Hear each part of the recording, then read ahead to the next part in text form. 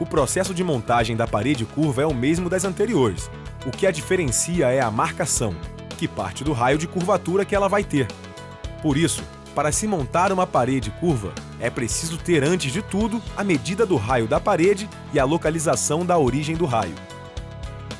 Vamos ver então como fazer uma parede curva. Depois de determinar onde fica a origem do raio, com uma linha presa a um lápis, coloque a medida do raio na ponta da linha até a ponta do lápis e risque no chão o raio da parede. Você também pode levar essa marcação pronta em um gabarito e fazer sua transferência para o piso. Depois que a marcação no piso estiver pronta, você faz a transferência da marcação para o teto e prepara a colocação das guias. Aqui atenção, porque as guias devem ser cortadas em uma aba e na alma para poderem formar a curvatura. A fixação das guias é feita de acordo com o raio da curvatura da parede. Quanto menor o raio, maior o número de fixações, no máximo a cada 15 centímetros. Depois de fixar as guias do piso e da laje, é hora de colocar os montantes, que devem seguir a especificação. Uma regra básica para paginar os montantes é dividir a medida do raio por 5, ou seja, a distância entre os montantes será de 1/5 do raio. E lembre-se, a distância máxima entre os montantes é sempre de 60 centímetros. Fixe os montantes às guias do piso e à da laje por meio de parafusos ou alicate puncionador. Com a estrutura pronta, você pode começar o chapeamento. Nas paredes curvas, você pode colocar as chapas na posição horizontal, porque assim elas se curvam mais facilmente. Além das chapas de 12,5 mm, podemos utilizar as chapas de 9,5 mm e as chapas de 6,4 mm. Essas duas foram desenvolvidas especialmente para a construção de elementos curvos. O que determina a espessura da chapa a ser utilizada é o raio de curvatura da parede.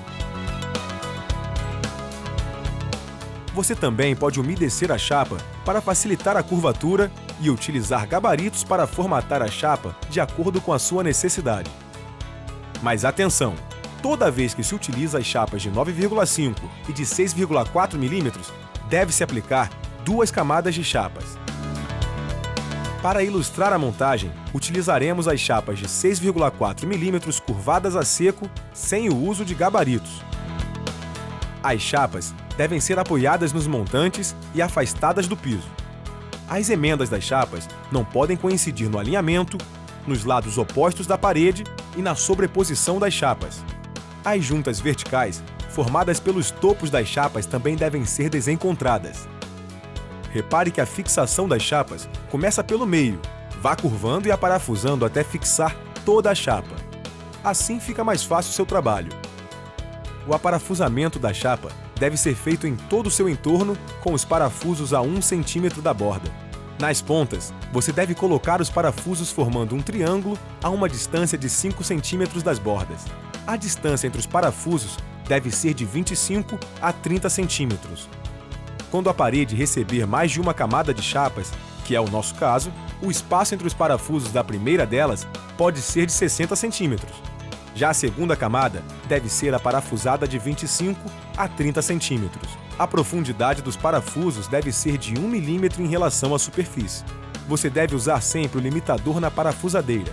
Assim você garante a fixação da chapa e melhora a qualidade do serviço.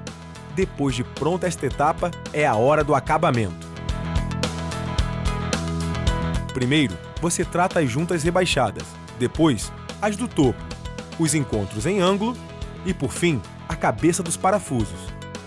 Desta forma, você elimina a possibilidade de sobrepormos acabamentos e criarmos volumes nas juntas. Prepare a massa conforme instruções na embalagem. O acabamento deve ser feito em 3 demãos. Você vai precisar de uma espátula e de uma desempenadeira. A folga deixada no pé da parede deve ser calafetada. A primeira demão é chamada de massa, fita, massa. Você deve aplicar uma camada de massa em toda a junta. Depois, você deve colocar a fita JT e retirar o excesso de massa, apertando bem a fita para não ficar com bolhas ou vazios. No mesmo instante que retirar o excesso, você deve recobrir a fita com massa enquanto estiver úmida. Após a secagem da primeira demão, que dura em torno de 40 minutos, você vai aplicar a segunda demão. Se na segunda demão a junta não regularizar a superfície entre as chapas, aplique a terceira demão de massa. Na terceira demão você poderá usar uma massa mais fluida para conseguir um acabamento mais fino. Nas juntas do topo, a terceira demão é obrigatória. Primeiro você aplica a primeira demão, o processo massa-fita-massa. Depois, você vai aplicar a segunda demão de massa com a desempenadeira, posicionando-a a partir da borda da junta em ambos os lados, abrindo a junta em 60 cm de largura. Para finalizar, aplique a terceira demão sobre o eixo da junta. Nas juntas do topo, é importante retirar bem o excesso de massa, pressionando bem a espátula ou a desempenadeira para não criar acúmulo de massa. Lembre-se de aguardar o tempo de secagem entre as demãos.